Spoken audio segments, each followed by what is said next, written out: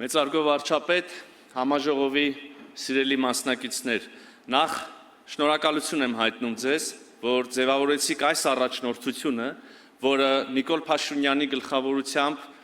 շարունակելու է հայտ ներկայացնել, շարունակել կառավարել Հայաստանի Հանրապետության մեր 29743 կիլոմետր քառակուսի տարածք ունեցող հայրենիքի կառավարման առաքելությունը եւ պատասխանատվությունը։ Նաեւ անձնապես շնորհակալություն եմ հայտնում ձեզ այդ առաքելության մեջ ինձ երկրորդ հորիզոնականում տեսնելու համար։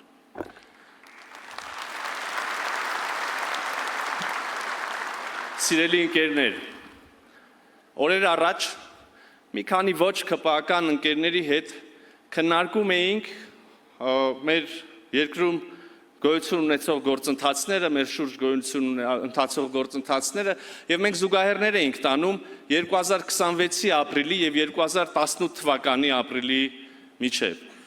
Եվ մենք հիշեցինք Հայաստանի Հանրապետության հրապարակում բազմահազար քաղաքացիներին ուղղված իմ մի համեստ խնդրանք, մի համեստ դիմում եւ դիտարկում։ Այդ օրը ուրեմն, երբ արդեն ակնհայտորեն ժողովրդավարական ոչ բռնի թավշյա հեղափոխության հաղթանակը շատ շոշափելի էր,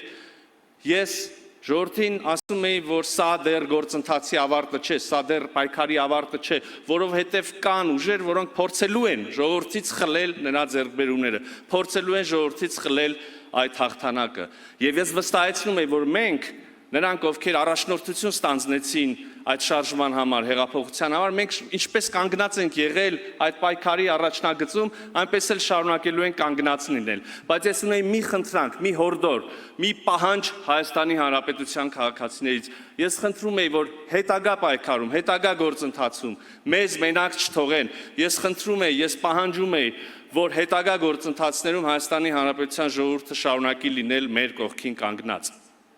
Հետո, սիրելի ընկերներ, եղավ այն, ինչ կանխատեսում էինք, եւ նաեւ եղավ այն, ինչ չէինք կանխատեսում։ Եղան ծանրագույն փորձություններ, ծանրագույն։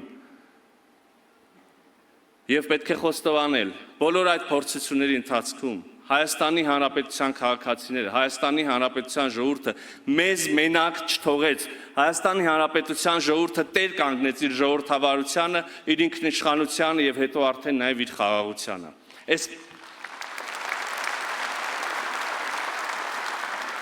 Այս մասին, սիրելի ընկերներ, շատ է խոսվել եւ դեռ վստահ եմ շատ խոսվելու է եւ արժեվորվելու։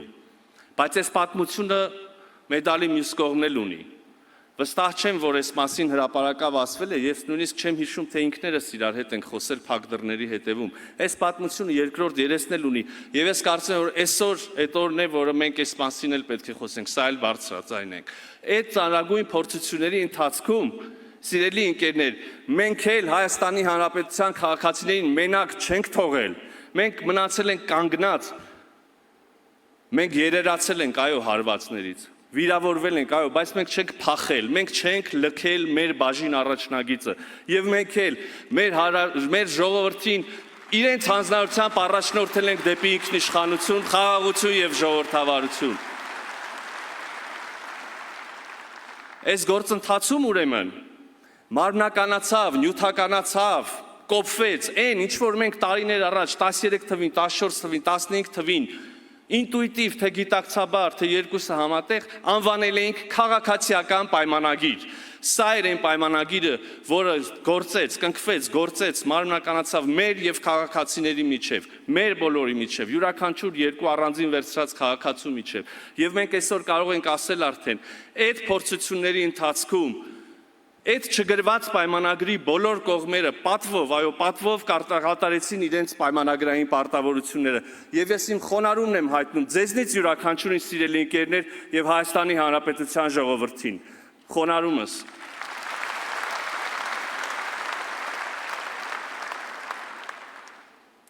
Սիրելի ընկերներ,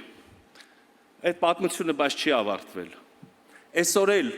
կան մարդիկ, ովքեր մարտահրավեր են նետում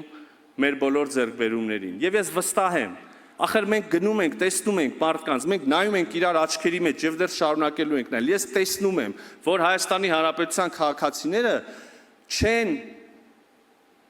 ավարտել գործը։ Հայաստանի Հանրապետության քաղաքացիները տեսնում են, որ մենք էլ չենք ավարտել մեր գործը։ Այն պատվերը իրենց տված, որի համար իրենք բազմաթիվ եւ շատ ծանր եւ թանկ վճարել են եւ շարունակում են վճարել։ Հետևաբար մենք պետք է շարունակենք միասին իրագործել մեր պայմանագիրը եւ մենք պետք է շարունակենք միասին առաջ գնալ եւ մենք պետք է տեր կանգնենք մեր ժողովրդավարությանը, մեր խաղաղությանը եւ ինքնիշխանությանը։ Եվ ես ուզում եմ ելույթս եզրափակել այն բառերով, որը կներեք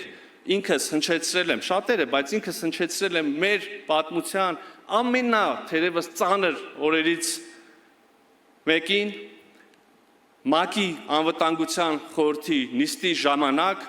այն պահին, երբ թվում էր, որ այլևս կյանք չի լինելու։ Ուրեմն կեցե Հայաստանի Հանրապետությունը, կեցե Հայաստանի Հանրապետությունը, կեցե Հայաստանի Հանրապետությունը։